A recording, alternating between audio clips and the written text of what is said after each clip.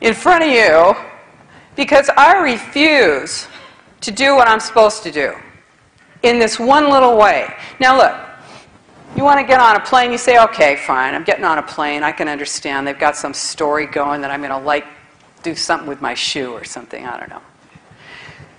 But Senator Schumer wants a no-ride list for a train. Now, you know what that means, folks? You're going to have to show your ID to get on a train. Well, why not a bus if a train? You don't have a car anymore, so if you want to go anywhere, you better have your ID on you. You walked out of the house without your ID, don't expect to be going anywhere. And what's that in that bag? Santa. That's right. That's your country. So, greenhouse gases. They're cutting your greenhouse gases, whether you want to or not, whether they're bad or not, because we got the precautionary principle says it doesn't matter if it's bad or not. It's we say so, and that's the way it is. So they've got ICLEI. Now, I know you've heard of this. You're thinking you're real cool up here because you don't have ICLEI, International Council of Local Environmental Initiatives, which is an international group that is made up of local elected officials that never tell you that they're part of this international group, that they have signed on to it. Many, many, many counties and cities, 138 cities and counties in California are members of this international group, pay dues to it. It's a group that measures greenhouse gases,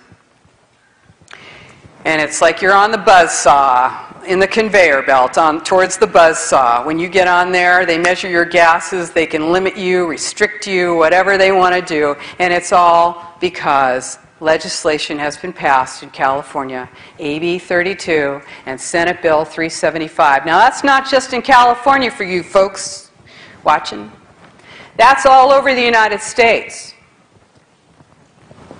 They are legislating this, your government is legislating this, so that you are being restricted in your use and your ability to move freely. And federal and state money is being used to build. What's it building? Smart growth. Urban jails that you can leave now. Now you can leave them. How many keys do you need to shut that front door? I heard somebody say, when you're paranoid, you only have to be right once to make it all worthwhile. I wish I was paranoid, actually.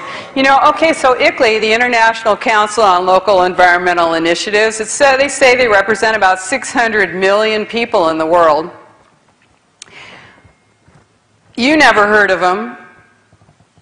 Now, up here in Shasta County, it's a real communitarian thing, by the way. You know, to tell you that your actions are going to be... Makes you feel real powerful, though, doesn't it? That your actions are having such a huge impact on the world. Don't you feel really powerful? All I have to do is have a little gas, and I'm like going to kill something. You know, it's heavy. So, okay, so we got this planning revolution. By 2002, Growing Smart was in every university, every county, every city, every state. It's all over. It's everywhere. It's having an impact on whether you can build anything you want to on your property or anything at all. Whether you can use your property, whether it's now a, biotic view shed, a scenic corridor. Whether you can get a septic tank on your 2,000 acres. I appraised a 1,000-acre ranch not that long ago.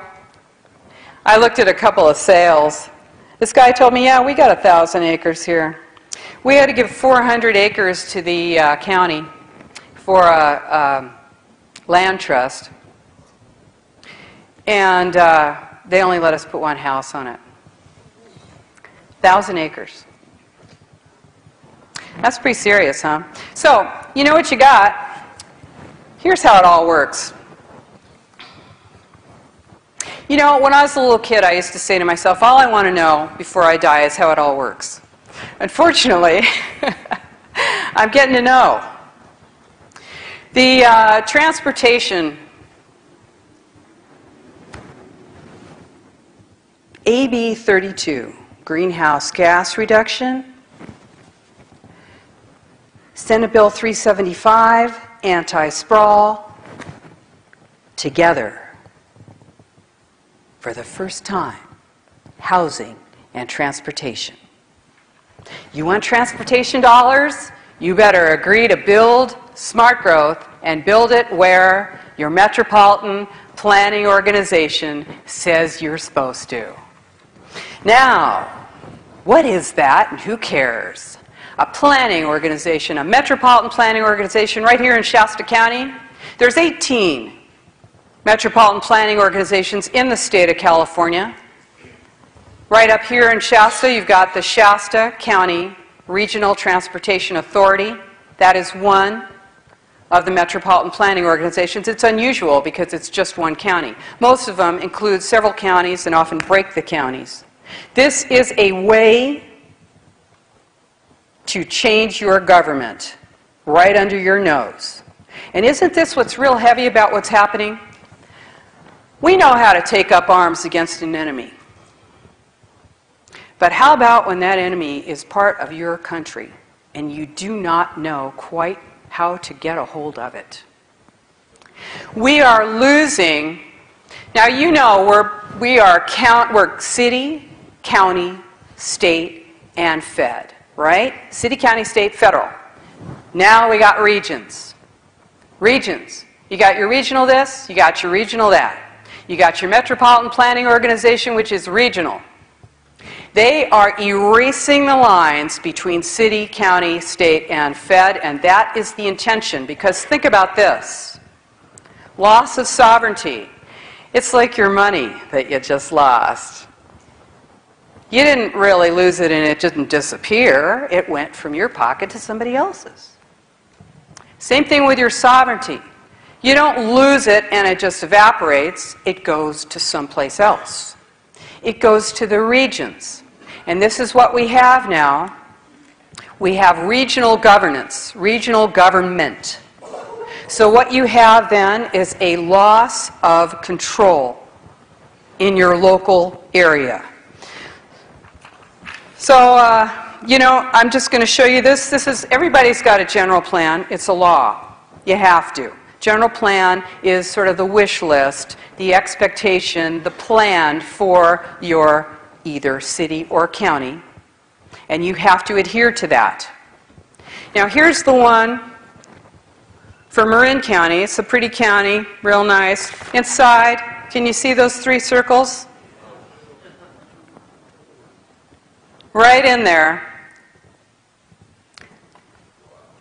Right in there. Agenda 21, right in there in Marin County. Marin County's not the only county that's like that. LA County, lots of counties across the nation. So what do you have? You've got Shasta Forward.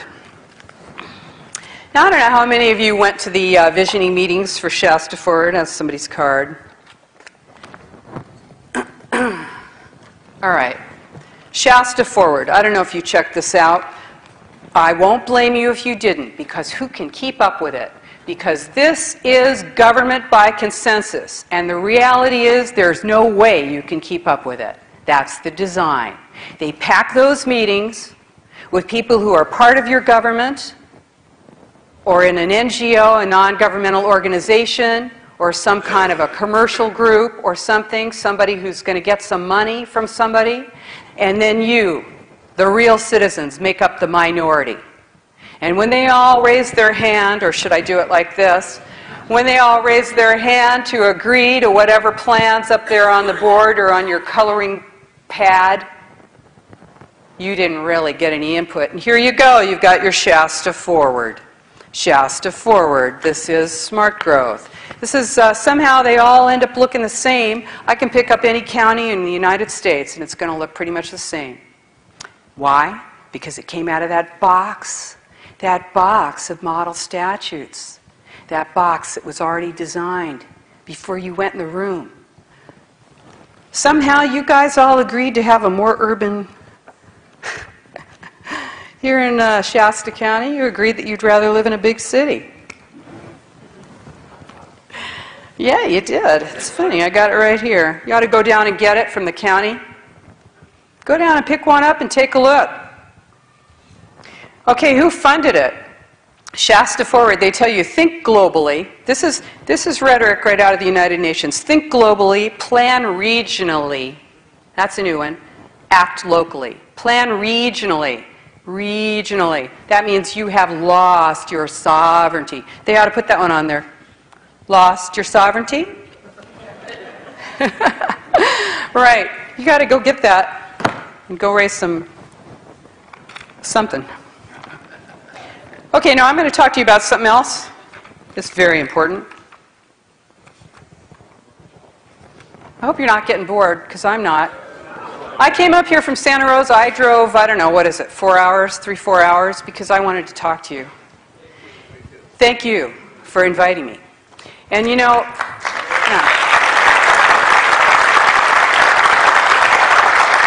I'm glad to be here. I'm very glad, and I will go anywhere. In fact, I'm retiring because this is too important. And even though I love my career and I've enjoyed it quite a bit, it's time to go because this is way too important. I have to do this now. So, and you know what? I'm not the best person at it. I do my very best, and that's what I encourage you to do too. You just do your very best, because anybody who's out there talking about this is more than nobody doing it. So, as best as you can do it, you do it. So here we go. We got redevelopment. Redevelopment, the unknown government. Now, how do they impose all of this stuff on you? They use your own money. Okay, with the regions, with the transportation thing, they use SB 375, which is that Senate bill, that anti-sprawl bill, combined with Senate Bill 32. Now, your legislators have created this requirement that you conform. And they're tying transportation dollars to agreement and conformance with Agenda 21. They don't call it Agenda 21, they call it Senate Bill 375 and Assembly Bill 32, but it's Agenda 21. It's the agenda for the 21st century, which gets you out of the rural and urban areas into the cities. And they'll move you first into the smaller cities, and then at that point, they'll start moving you into the larger cities and consolidating you. Now, this is how it works. They use transportation dollars for this. If your county wants any of that transportation money, or if Reading wants any of those transportation dollars that are going to be available, they're going to have to agree with this Shasta Forward thing. They're going to have to agree to design and build smart growth. And they use your money to subsidize private developers. Now, it doesn't matter if nobody moves into those. Remember I told you smart growth is often empty, often bankrupt. Doesn't matter. They'll hold it for you. They're waiting for you. They're waiting for us. They're building the hardscape for the future, or the going forward. So another way they do it is with redevelopment. Now, I know that Reading has agreed to what they call paying the ransom to the state to stay in the redevelopment game. It is not a ransom. People who don't understand redevelopment are being fooled and manipulated and lied to about redevelopment. Redevelopment is the unknown government. It is the vampire that never dies. It steals your property tax dollars. Now, you got about 25% of your city is in a redevelopment area. You got 4 redevelopment areas. 25% of Reading is in a redevelopment area, 15 square miles, 10,000 acres of your town. Now, what does that mean? Including a lot of areas that are producing a lot of property tax. What does it mean? I'm going to tell you what nobody else tells you. I'm going to tell you what it means. Because you know what? Those people who sit in your redevelopment agency, they tell you that it's just too complicated for you to understand, and we're just not going to. You just take our word for it. We need it.